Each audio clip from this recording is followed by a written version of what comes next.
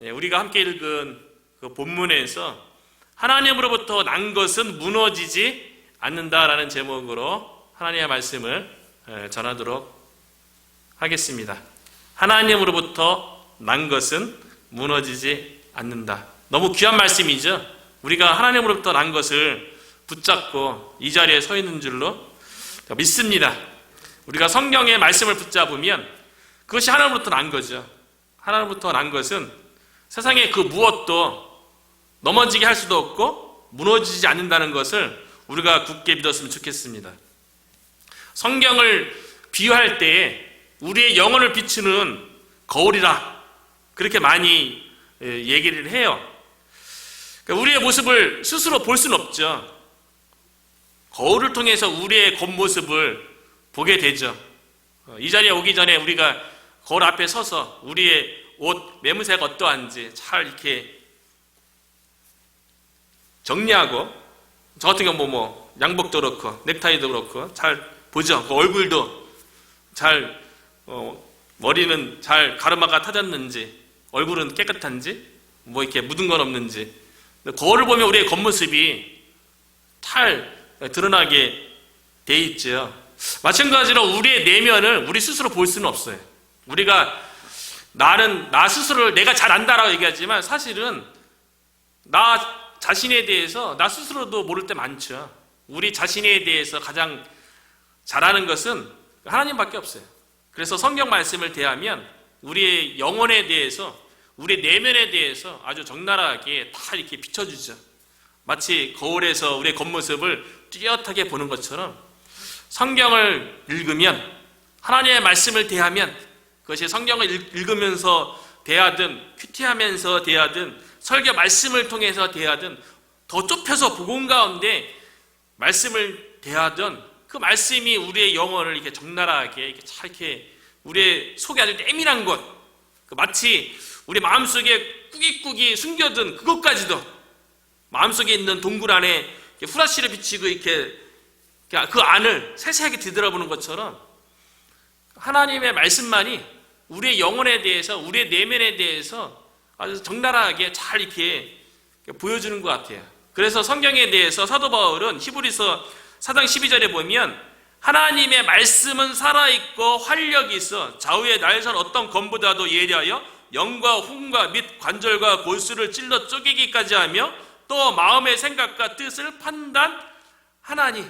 하나님의 말씀이 막 살아있어 갖고요, 우리에게 큰 용기를 줄 때도 있지요. 하나님의 말씀이 막 살아있어 갖고 우리를 막 마음으로 하여금 변화를 일으키기도 하고 해결케 하기도 하고 우리 영적인 상태에 대해서 막 칼갈처럼 막 찔러 쪼개기까지 하죠. 그리고 우리에게 생각이 그 근원에 무엇이 자리 잡고 있는지 우리의 뜻과 생각을 하나님의 말씀이 다 판단하죠.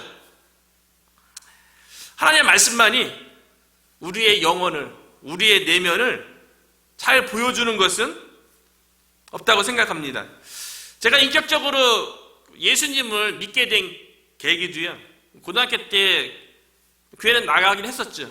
그 나름대로 열심히 신앙생활을 하려고 했었고, 하나님이 살아계심을 경험을 하면, 뭔가 체험을 하면, 영적인 체험을 하면 나에게 구원의 확신도 없고 신앙생활이 좀 더 이렇게 좀 활력 있고 좀 이렇게 마음이 좀 답답했어요. 교회 다니면서요. 그래서 이제 금요일날마다 그 당시에는 철야 기도 예배가 있어갖고 친구들과 함께 은사 집회하는데 가서 이제 밤늦게까지 참석하고, 한 12시 넘어가면 이제 철야 예배 끝나고 이제 금요기대 끝나고 철야 예배 기도로 막 넘어갈 때 보면 많은 분들이 이렇게 방언으로 막 찬양하고 막 서서 막 찬양하다가 어떤 사람들은 막 넘어지기도 하고요. 그리고 어떤 사람들은 넘어진 상태에서 입신이라고 해갖고 그 영혼이 떠나서 천국 갔다 온다고 얘기하시는, 그렇게 얘기하시는 분도 봤어요. 그런 집회에 참석하면 뭔가 이렇게 내가 좀 마음이 하나님이 살아계시다는 그 확신 가운데 마음이 좀 하나님의 사랑을 느낄 수 있을까 생각했는데, 실제로는 그거를 그렇게 계속 쫓아다녔지만 마음속에 시원함은 없었어요.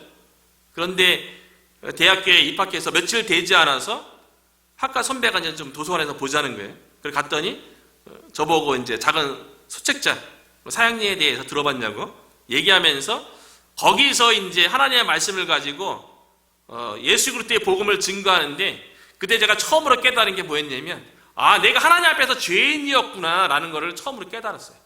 그리고 사무엘리에 가서는, 아, 내가 그동안 신앙생활하면서 힘들고 어려웠던 것이 내 삶에 내가 주인에 대해서 내가 신앙생활하려고 노력했기 때문에, 사실은 내가 성령을 받아서 하나님의 은혜로 능력으로 신앙생활했던 것이 아니라 내 노력과 내 힘으로 종교생활을 하려고 하니까 뭔가 힘든 거였어요.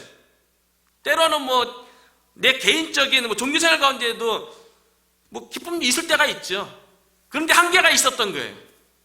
그런데 말씀을 통해서 예수 그리스도가 내 삶의 왕이요 주인으로 고백하고 받아들여야 된다는 것을 말씀 앞에서 제가 깨닫게 된 거예요.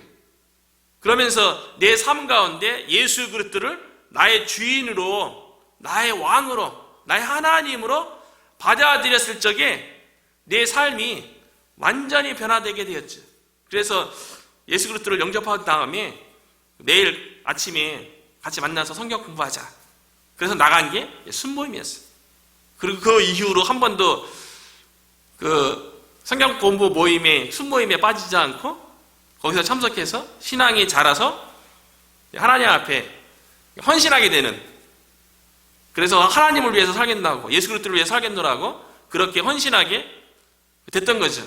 말씀을 통해서 제가 처음으로 그 말씀 앞에서 내 영혼이 드러날 적에, 아, 내가 죄인이구나, 아, 내가 그동안 내가 주인으로서 신앙생활, 종교생활을 해왔구나 라는 것을 깨닫고 나서 내 죄에 대해서 회개하고 예수 그리스도가 내 삶의 주인으로 받아들였을 적에 제 삶에 진짜 거듭남, 새롭게 삶이 시작되는 것을 경험할 수 있었던 거죠. 하나님의 은혜였죠.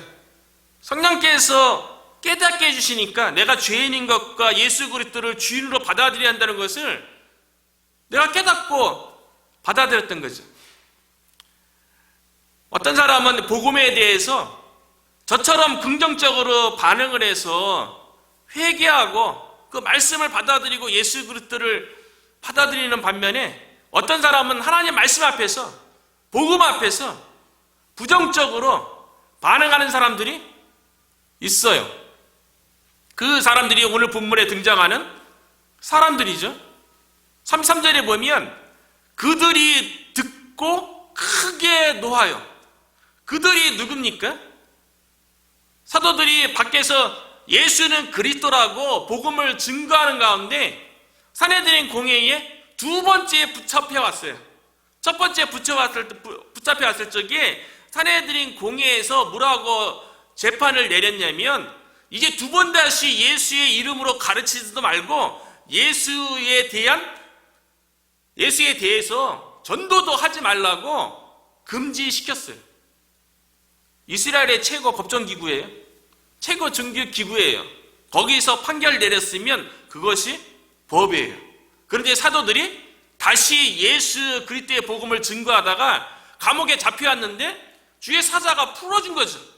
풀어줬음에도 불구하고 또 새벽에 나가서 성전에서 또 하나님의 말씀을, 생명의 말씀을 가르치기 시작했다가 또 잡혀와서 요번에 두 번째 이제 산헤드린 공회 앞에서 재판을 받는 과정 가운데 사도 베드로가 다시 한번 설교했는데 그 설교의 핵심이 복음이었던 거죠. 그래서 사도 베드로가 마지막으로 얘기하죠. 너희가 십자가에 못 박혀 죽게 한 예수를 하나님이 살리셨고 이스라엘로 하려금 회개하여 제사함을 얻게 하셨느니라. 이 복음에 대해서요, 산헤드린 공회 앞에 있었던 사람들이 하나님의 말씀 앞에 서게 되었어요. 복음 앞에 서게 되었어요. 말씀의 빛이 그들의 마음 가운데 들어온 거예요. 복음의 빛이 그들 가운데 들어온 거예요. 그러면 마치 우리가 이따 저녁에 다 집에 들어가잖아요. 깜깜할 적에 현관문을 열고 들어가면서 처음으로 하는 일은 스위치를 탁 켜는 거죠. 그러면 깜깜했던 거실이 불이 환하게 딱 들어오면서 모든 것이 환하게 쫙 들어오는 것처럼 사도 베드로가 증거한 이 복음 설교에 대해서 그들의 마음 가운데 비쳤어요. 그들의 마음 속에 죄가 다 드러난 거죠. 그들의 죄 때문에 예수 그리스도께서 십자가에 못 박혀 죽으시고 하나님께서 3일 만에 부활했다는 것, 그 예수 그리스도를 믿음으로 받아들이고 회개하고 제사함을 받아야 된다는 것, 복음의 빛을 통해서 그들의 마음 가운데 비친 거예요. 드러난 거예요. 그런데 복음의 빛에 의해서 자기 마음 가운데 드러난 자기의 마음속에 깊게 있는 이 죄상에 대해서 다 드러났음에도 불구하고 어떤 사람들은 사도 베드로가 오순절 성령 강림 사건 이후에 성전에서 처음에 설교했을 때는 똑같이 예수 그리스도의 복음에 대해서 설명했을 때 너희가 십자가에 못 박은 예수를 하나님께서 살리셔서 주와 그리스도 되게 하셨느라 그때 그렇게 설교했을 적에 많은 이스라엘 백성들이 저처럼 긍정적으로 반응해서 마음에 찔렸어요. 왜냐하면 말씀이 칼처럼 영혼을 찔러 쪼개기까지 한 거거든요. 그래서 우리가 어찌할꼬 그때 사도 베드로가 얘기하잖아요. 회개하고 죄사함을 받으라. 그럼 너희가 성령을 받을 것이라. 그때 3,000명이 회개하고 예수님을 믿었어요. 복음에 대해서 복음의 빛이 마음에 비쳤을 적에 그 빛에 대해서 받아들이고 회개하고 예수 그리스도를 믿는 사람이 있는 반면에 오늘 본문에 등장하는 소위 하나님을 잘 믿고 하나님을 잘 섬긴다고 얘기하는 대제사장과 사두개인들, 다른 바리새인들, 종교 지도자들로 이루어진 산헤드린 공회의 사람들은요, 사도 베드로의 복음 설교를 듣고 크게 노했대요. 왜 노했을까요? 그들 마음 가운데 교만한 마음이 있는 거예요. 내가 왜 죄인이야? 오늘날 예수 그리스도의 복음에 대해서 거부하고 부정적으로 대하는 사람들의 공통적인 특징이 뭡니까? 복음의 빛이 그들 마음 가운데 비쳤을 적에 자기 스스로 죄인인 것을 인정하지 않는 거예요. 교회에 나오는 사람들은 다 내가 죄인이라는 걸 인정하고 나오는 사람이잖아요. 그런데 세상 밖에 있는 사람들은 나름대로 내가 무슨 죄인이야, 나름대로 세상에서 법 없이도 사는 사람이고 난 선량한 사람인데 왜 나에 대해서 죄인이라고 얘기해? 그렇게 생각하는 사람들이 복음을 받아들이지 않는 거죠. 산헤드린 공회에 온 사람들이요, 나름대로 다 존경받고 하나님을 섬기는 사람들 아니에요? 근데 그들의 마음이 고면한 거예요. 복음의 빛에 대해서 자신들의 죄인됨에 대해서 인정하지 않는 거죠. 누가 하나님의 은혜를 받습니까? 마음이 겸손한 자가 하나님의 은혜를 누리는 거예요. 그런데 그들이 듣고 산헤드린 공회원들은 나름대로 종교인으로서는 훌륭했지만 하나님 말씀 앞에서 그들의 마음이 교만하니까 복음에 대해서 거부하는데요. 그 거부하는 게 큰 분노로 나타났어요. 그래서 사도 베드로의 이 복음 설교에 대해서 큰 분노로 인해서 없이 하고자 했어요. 죽이기로 작정했어요. 산헤드린 공회원들은 스스로 생각하기를 우리는 죄가 없다는 거죠. 근데 우리를 왜 죄인이라고 얘기하는 거예요. 그래서 가멜리엘이 딱 보니까요, 산헤드린 공회원 가운데 가멜리엘이라는 사람이 있었는데 가만히 있으면 이 산헤드린 공회에 의해서 사도들이 죽임을 당할 것 같으니까 이 가멜리엘이 공회원들 앞에서 중재하는 거예요. 그게 34절이죠. 바리새인 가말리엘은 율법 교사로 모든 백성에게 존경을 받는 자라. 공회 중에 일어나 명하여 사도들을 잠깐 밖에 나가게 하고. 이 가멜리엘은 바리새인이에요. 율법에 대해서 철저하게 지키려고 했던 사람이죠. 그 율법을 가리키는 율법 교사예요. 이 가멜리엘의 제자 가운데 이전에 사도 바울이 회개하고 이방인의 사도로 부르심을 받기 전에 이 가말리엘 밑에서 율법을 공부했던 제자가 바울이죠. 바울 이전에 사울이었을 적에 가말리엘 문화에서 율법을 배웠었죠. 그 가멜리엘이 모든 백성에게 존경을 받는 자예요. 그 공회원 중에 한 명이었어요. 이 가멜리엘이 잠시 사도들은 재판정에서 나가게 하고 사내들인 공회에 있는 그 70여 명의 그 대제사장이 이제 인도자죠. 수장이죠. 가멜리엘이 사도들을 변호해 주는 거예요. 가멜리엘이 이 사도들을 향해서요, 너희들이 사도들에 대해서 죽이기로 작정하였는데 너희들이 그 행동에 대해서 조심하라고 공회원들을 설득하는 거예요. 그래서 사도들로 하여금 그 공회원에 의해서, 공회원들에 의해서 예수님도 십자가에 못 박혀 죽었잖아요. 그러니까 공회에서 결판이 나면 그거대로 사도들은 죽을 위기에 처해 있는 거예요. 그런데 하나님께서는 가말리엘을 통해서 사도들에게 구원의 길을 베푸신 거죠. 가말리엘은 예수님을 믿는 사람이 아니에요. 훌륭한 율법 교사였지 예수님을 믿는 제자 가운데 한 명이 아니었다고요. 그런데 하나님께서는 가말리엘의 설득을 통해서 사내들인 공회 재판장에서 사도들이 죽음을 맞이할 그 상황 가운데서 구원받을 수 있도록 하나님께서 돕게 하신 거죠. 하나님은요, 우리는 생각하기를 하나님께서는 우리를 도울 적에 마치 그 믿는 사람을 통해서만이 우리를 구원하시고 우리를 돕는 분이 아니시라요. 하나님의 주권은 교회에만 한정된 것이 아니라 사실 교회 바깥에 있는 사람들도 다 하나님의 주권 가운데 있는 사람들이에요. 그렇기 때문에 하나님께서는 세상 사람을 통해서 어떨 때는 하나님의 백성을 구원하는데 그렇게 하나님께 주권을 사용하시기도 하세요. 그래서 구약에 보면 이스라엘 백성이 남유다가 바벨론의 포로로 잡혀갔다가 70년이 다 찼을 적에 그 남유다 백성을 구원할 적에 누구를 사용합니까? 이방인의 왕이었던 고레스의 칙령을 통해서 고레스의 왕을 사용해서 남유다 백성을 예루살렘으로 귀환할 수 있도록 그렇게 구원의 길을 하나님께서 여시잖아요. 오늘날에도 마찬가지예요. 때로는 안 믿는 사람을 통해서 예수님을 믿게 되기도 하고요.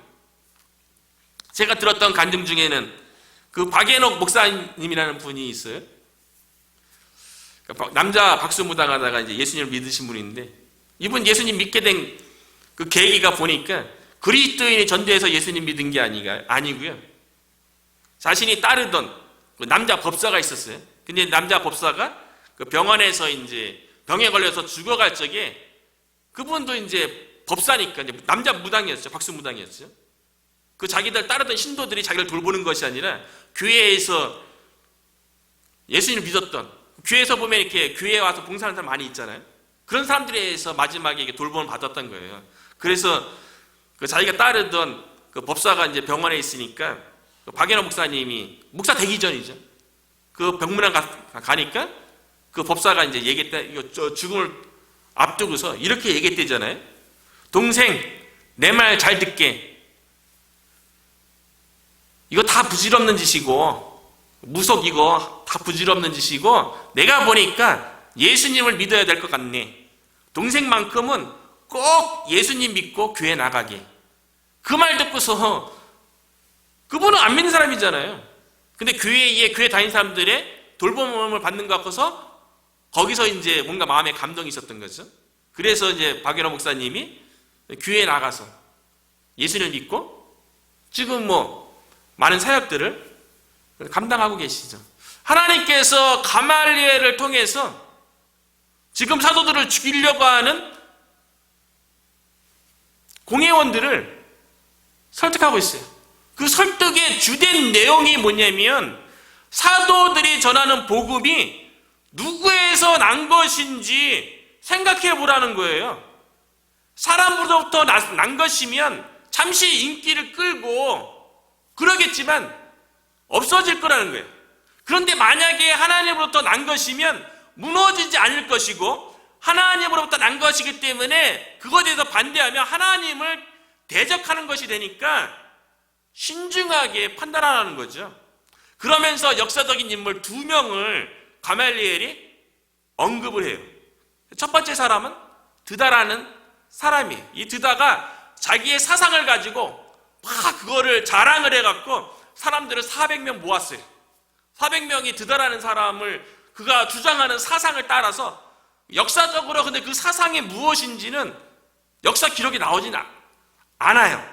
그것이 무엇인지는 모르지만 그 드다라는 사람이 주장하는 이 사상에 400명이 따르다가 드다가 죽으니까 그걸 따르던 사람들이 다 흩어졌어요. 그러니까 사람으로부터 난 것이면 그 사람이 죽으면 흩어진다는 거예요. 그리고 또 한 사람의 예를 드는데 그 사람이 누구냐면 갈릴리 유다예요. 37절에 나오는데 37절에 보면요, 그 후 호적할 때 갈릴리의 유다가 일어나 백성을 깨어 따르게 하다가 그도 망한즉 따르던 모든 사람들이 흩어졌느니라. 근데 이 갈릴리 유다가 무엇으로 깼는지 역사적인 기록에 나오는데요, 그 역사적인 기록에 나온 내용은 무엇이냐면 세금은 오직 하나님께만 바쳐야 하고 이방 나라에 바치면 안 된다고 주장하는 거예요. 어찌 보면 하나님에 대해서 되게 열심히고 오로지 하나님만을 위해서 사는 것처럼 보이잖아요. 하나님에게만 헌금하고 이방 나라에는 그 로마에는 헌금을 하면 안 된다는 거예요. 그런데 어찌 보면 겉으로 보이는 모습은 아주 극단적으로 하나님을 섬기는 것 같잖아요. 그런데 유다가 죽었을 적에 그를 따르던 사람들도 다 흩어졌어요. 유다가 주장한 것은 겉모습은 하나님을 위한 명분이고 하나님을 위해서 전폭적으로 세상 나라가 아닌 하나님 나라에만 헌신하라고 하는 것처럼 보이지만 그 근원은 인간의 마음에서 나왔다는 거예요. 갈릴리 유다 자신을 위해서 그렇게 주장해서 자기 자신의 탐욕을 채웠던 거지, 명분은 하나님만 섬기라고 했지만 실상은 갈릴리 유다는 그걸 통해서 자기 자신의 탐욕을 채웠던 거예요. 사람에게 났던 거예요. 그러니까 갈릴리 유다가 죽으니까 그걸 따르던 모든 사람이 그래서 흩어진 거예요. 갈릴리 유다의 예를 보면서 어쩌면 하나님을 섬기는 데 있어서 극단적으로 섬기게 하는 데는 위험성이 많아요. 겉으로 보기에는 저 사람 대단하다, 어떻게 세상적인 것 자신의 삶도 포기하면서 어떻게 하나님만 섬기냐, 그렇게 얘기할 수 있는데요, 하나님은 그렇게 얘기하지 않습니다. 하나님의 주권은 교회에만 머무는 게 아니라 교회 바깥에도 머물잖아요. 하나님의 다스리심은 교회만 있는 게 아니라 세상 나라 가운데도 하나님의 주권이 있다고요. 그런데 어떻게 이방 나라를 부정하고 그 세상 나라를 우리가 부인할 수가 있어요? 그러니까 예수님도 가이사의 것은 가이사에게, 하나님의 것은 하나님의 드리라고 그렇게 얘기하잖아요. 우리 주변에도 보면 갈릴리 유다를 따랐던 많은 사람들처럼 온전히 전폭적으로 하나님만 섬기고 하나님의 나라를 위해서만 사는 것이 멋있어서 그렇게 갈릴리 유다 같은 사람들을 따라가는 사람들을 종종 보게 되는 것 같아요. 제가 개인적으로 상담했던 한 집사님도요, 몇 번 내가 예를 들었던 것 같아요. 되게 교회 열심히 해요. 거의 교회에 살다시피 해요. 전도 폭발 그 운동 그거 훈련도 받아갔고요, 성경 구절 많이 외웠고요, 전도도 진짜 열심히 해요. 일주일에 2번 이상 나가서 전도하고요, 교회 봉사도 열심히 했었고요, 남편은 교회에서 버스 또 운전했고요. 그런데 문제는 이 집사님이 하나님을 위해서 자기의 모든 것을 들여서 하나님의 영광을 위해서 산다고 하면서 가정을 돌보지 않는 거예요. 자녀 2아들인데 2아들을 돌보지 않는 거예요. 남편도 잘 돌보지 않는 거예요. 그러면서 이제 하나님을 열심히 섬기는데 영적인 문제가 와서 결국은 저에게 상담이 왔었는데 제가 그런 얘기를 했어요. 하나님은 교회만 세우신 분이 아니고 가정을 세우신 분도 하나님이시요, 남편을 주신 분도 하나님이시요, 자녀를 맡기신 분도 하나님이시기 때문에 하나님이 맡겨주신 것에 대해서 책임을 다하셔야 됩니다. 마치 교회 가서 하나님께 기도하고 전도하고 하나님만 섬기는 것이 하나님을 위하는 것이 아니라, 하나님은 가정도 세웠잖아요. 하나님은 자녀도 주셨잖아요. 그러면 가정에 대해서, 자녀에 대해서도 책임을 다하셔야지, 성실하셔야지, 그것이 하나님을 잘 섬기는 것입니다 라고 상담했던 적이 있어요. 제가 살던 시골 동네에 먼 친척이에요. 그 가정은 그 며느리가 들어왔어요. 그런데 교회에 너무 열심히 한다는 거예요. 저는 처음에 신앙생활 되게 헌신적이고 열심히 하는 분인지 알았어요. 그런데 그 며느리가 들어와서 집에 있는 재산을 다 교회에다가 헌금으로 바쳤다는 거예요. 자기 생활할 돈이 없을 정도로요. 그거 자녀들도 돌보지 않는다는 거예요. 교회에 가서 산다는 거예요. 그래서 결국은 이혼하게 되었어요. 그런데 나중에 알고 보니까 그 며느리가 다녔던 교회가 시한부 종말론을 주장했던 다미선 선교였어요. 너무 극단적으로 하나님을 다 섬기는 것 같은데 사람으로부터 난 거죠. 그러니까 시한부 종말론을 주장하는 사람이 죽으니까 그 세력이 약화되는 거죠. 우리들의 마음속에도 갈릴리 유다처럼 하나님을 섬긴다는 것을 명분을 내지만 실상은 우리의 마음에서 나오는, 우리의 마음의 근원으로 하는 그런 사상이 있을 수 있다는 거예요. 교회 사역 가운데 많이 돌아보게 돼요. 하나님으로부터 난 것만 사라지지 않고 영원한 거지, 인간으로부터 기인한 것은, 인간의 탐욕을 위한 것은, 인간의 사람으로부터 기인한 모든 것은 사라질 수밖에 없다는 거죠. 우리가 교회 사역을 하는데 말씀의 근거에서 하나님으로부터 근거로 한 사역을 해야지 무너지지 않는 거죠. 시대의 흐름이 있잖아요. 트렌드라고 얘기하고 유행이라고 얘기하고 풍습이라고 얘기하면서 그거를 교회에 갖고 들어와서 행한다면 인간으로부터 주어진 모든 것은 사라질 수밖에 없다는 거예요. 그래서 가멜리엘이요, 사내들이 공유한 데 얘기하는 거예요. 사도들이 전하는 이 복음에 대해서 사람으로부터 났으면 이거 사라질 것이니까 놔두라는 거예요. 하나님으로부터 그것이 기원됐으면 무너지지 않을 것이니까, 그리고 그것을 반대하면 하나님을 대적하는 자가 되니까 지금 너무 크게 분노해서 죽이기로 작정한 그들 마음에 대해서 신중하게 행동을 하라는 거죠. 그래서 38절에 보면 가멜리엘이 구체적으로 얘기해요. 이제 내가 너희에게 말하노니 이 사람들을 상관하지 말고 버려두라. 이 사상과 이 소행이 사람으로부터 났으면 무너질 것이요, 너희가 나눠서 죽이지 않아도 사람으로부터 났으면 무너진다는 거예요. 이 사상과 이 소행, 사도들이 가지고 있었던 사상과 소행이요. 영어 성경에 보니까 사도들이 가졌던 purpose, 목적하고 activity예요. 사도들이 가졌던 목적과 액티비티가 인간의 기원에 속하면, 사도들이 활동하고 사도들이 목적하는 바가 인간에게 기원하는 것에 속한다면 사라지고 반드시 실패할 거라는 거예요. 그러니까 상관하지 말라는 거죠. 중요한 거는 우리의 마음의 목적이죠. 마음의 동기죠. 이게 중요하다는 거예요.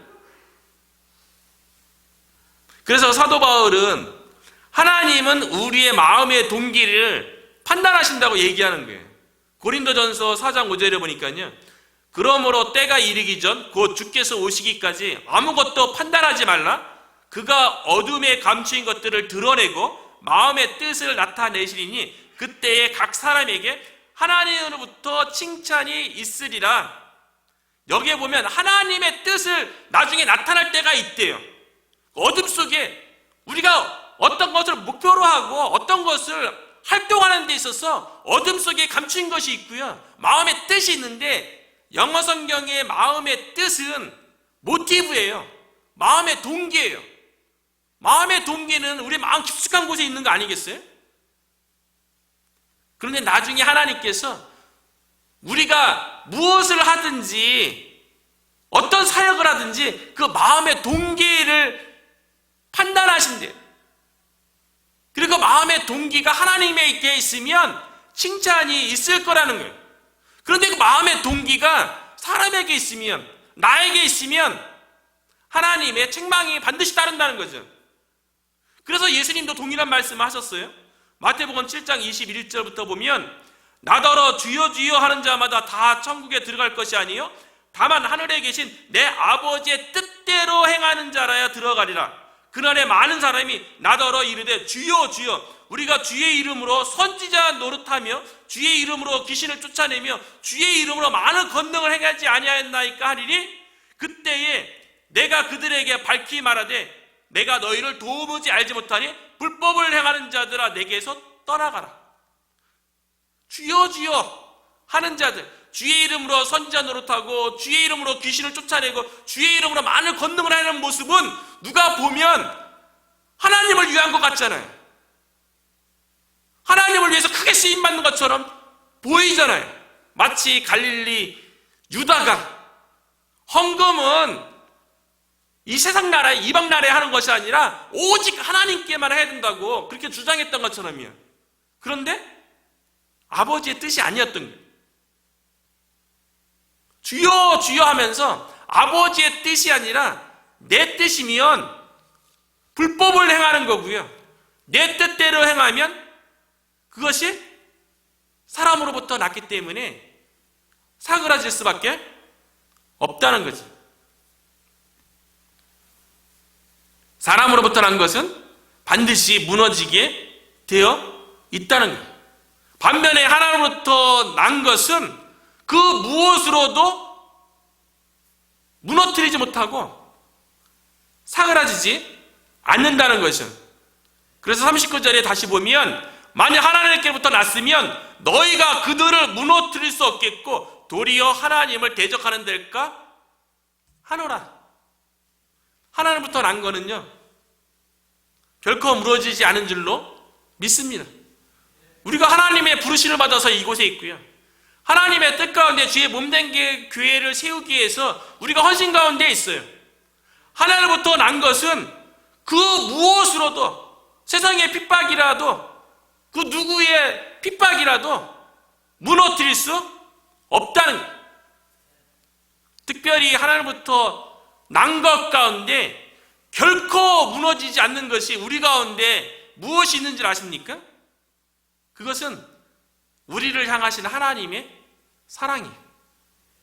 로마서 8장 38절에 보니까요, 내가 확신하노니 사망이나 생명이나 천사들이나 권세자들이나 현재일이나 장래일이나 능력이나 높음이나 깊음이나 다른 어떤 피조물이라도 우리를 우리 주 그리스도 예수 안에 있는 하나님의 사랑에서 끊을 수 없으리라.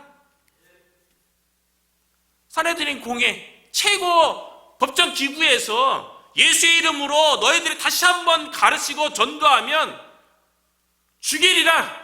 아무리 그렇게 마음을 먹고 그렇게 판단을 내린다 할지라도요, 그 산헤드린 공회에 그와 같은 핍박과 협박이요 사도들에게 있는 그 하나님의 사랑을 끊을 수 없는 거예요. 사도들은 하나님의 사랑 가운데 있는데 그들의 복음을 증거하는 일을 누가 막을 수 있겠어요? 우리가 그 무엇으로도 끊을 수 없는 하나님의 사랑 가운데 묶여있는 줄로 믿습니다. 그 하나님의 사랑 때문에 우리가 때로는 어렵고 때로는 힘든 길이지만 그 길을 걸어가는 거 아니겠어요?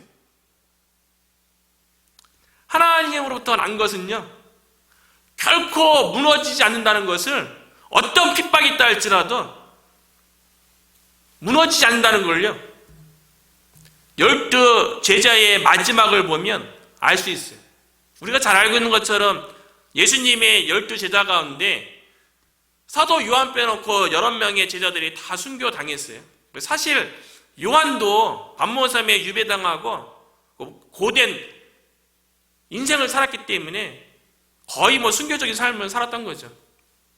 근데 11명의 제자들을 보면요, 다 순교당했어요. 그 베드로는 네로 횡재 때 바티칸에서 예수님처럼 자기는 죽을 수 없다고, 자기는 거꾸로 매달아 달라고 해서 그 요청이 받아들여서 십자가에 거꾸로 못 박혀서 순교당했죠. 그 세베대의 아들 야고보는 성경에 나와 있는 것처럼 칼로 목베임 당해서 순교당했어요. 그리고 안드레는 X자형 십자가에 순교당했고요.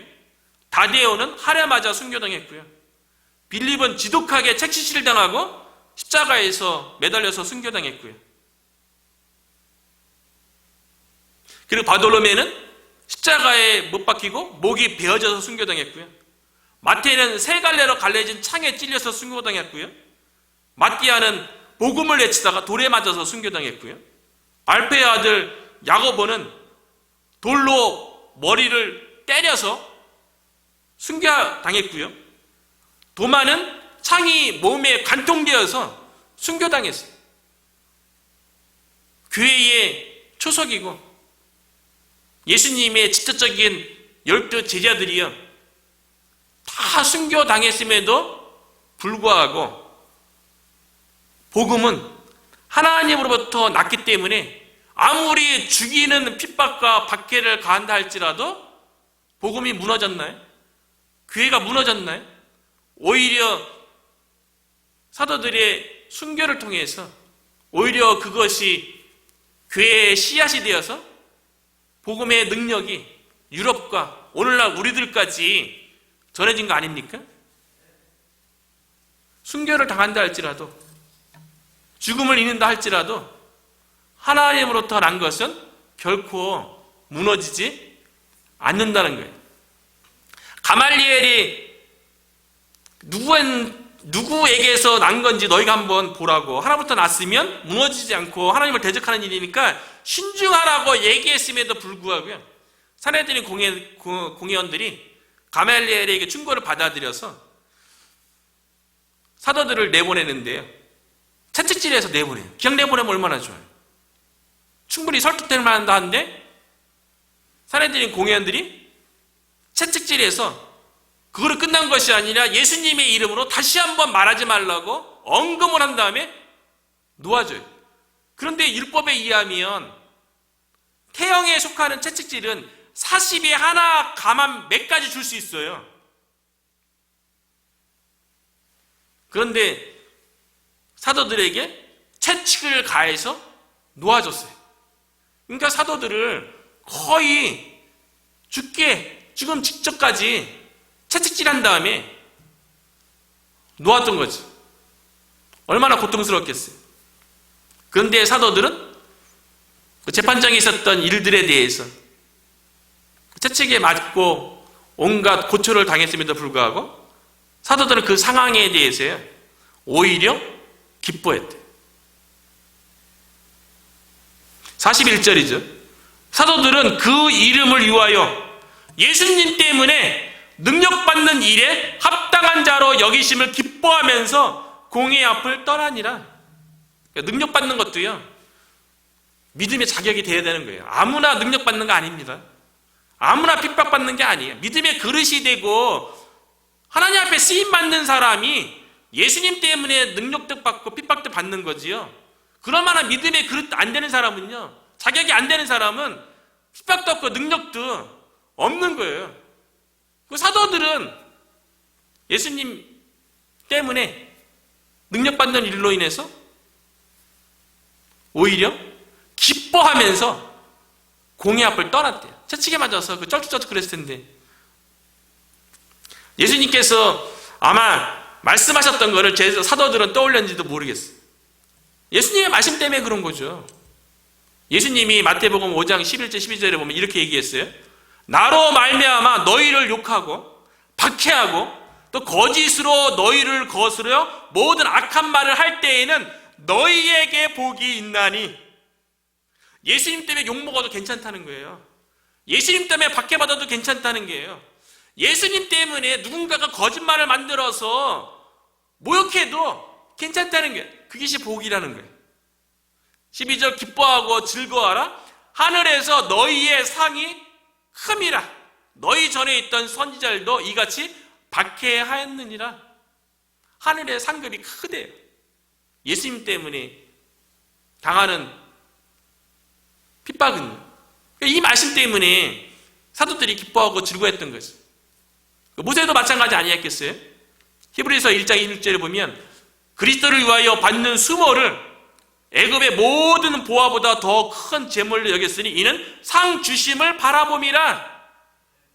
모세가 당했던 고난에 대해서요, 나중에 하늘에서 주실 상급이 큼을 바라봤대요. 복음 때문에 당하는 고난은요, 값없이 얻거나 헛된 것이 아니라는 거예요. 반드시 하늘에 상급이 있다는 거예요. 어쩌면 나중에 우리가 죽어서 하나님 앞에 상급이 있겠지요.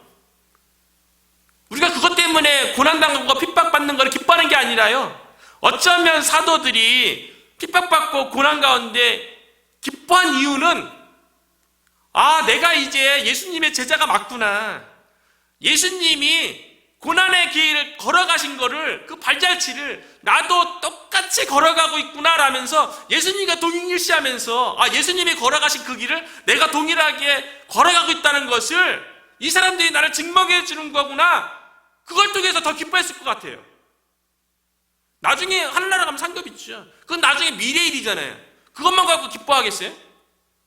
현실의 삶 가운데서는, 아, 내가 예수님과 동일한 삶을 살아가고 있구나. 아, 예수님이 기뻐하겠구나. 이 생각 때문에 더 기뻐했겠죠. 그래서 사도들이 풀려났음에도 불구하고요, 그 사람들이 공회에서 다시 한번 예수님의 이름으로 말하지 말라고 엄포를 놓았음에도 불구하고 사도들이 채찍 맞고 나와서 또 한 일이 무엇인지 아십니까? 42절이죠. 그들이 날마다 성전에 있든지 집에 있든지 예수는 그리스도라고 가르치기와 전도하기를 그치지 아니하니라. 사도들이 어떻게 이럴 수 있겠어요? 날마다 시간에 구애받지 않았어요. 시간을 따로 떼거나 그러지 않았어요. 날마다 성전에 있든지 집에 있든지 장소에 구애받지 않았어요. 사람이 있는 곳이면 복음을 전할 수 있는 장소라든가 시간이 되면 예수는 그리스도라고 가르치기와 전도하기를 더 구체적으로 행했던 거죠. 디모데후서 4장 2절에도 사도 바울이 이렇게 얘기하죠. 너는 말씀을 전파하라. 때를 얻든지 못 얻든지 항상 힘쓰라. 하나님으로부터 난 것만이 사라지지 않고 영원한 줄로 믿습니다. 하나님으로부터 난 거예요. 말씀만이 영원한 거죠. 말씀의 핵심인 복음, 예수가 그리스도라는 이 사실만이 사라지지 않고 영원한 거죠. 사도들은 영원한 것을 위해서 살았던 거예요. 영원한 것을 위해서 그들의 인생과 그들의 생명을 바쳤던 거죠. 그들 가운데 이미 생명이 있고 영생이 있고 이 생명을 다른 사람들에게도 증거하기 위해서 죽음을 각오하고 인생을 거는 그런 인생을 살았던 거죠. 저희 안에 이미, 저와 여러분 안에 이미 하나님의 사랑이 함께하고 있잖아요. 예수 그리스도의 생명, 영생이 있잖아요. 이것이 영원한 거잖아요. 사그라지지 않는 이 복음을 위해서 우리가 모든 상황 가운데 진심을 다해서 복음을 위해서 살아가는 저와 여러분이 되시기를 주님의 이름으로 축원합니다.